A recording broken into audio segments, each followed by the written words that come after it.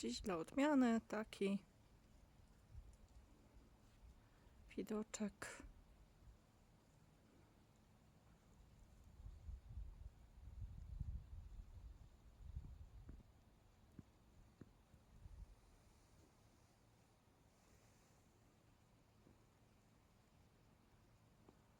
Ja się zaraz biorę za przerzucanie węgla.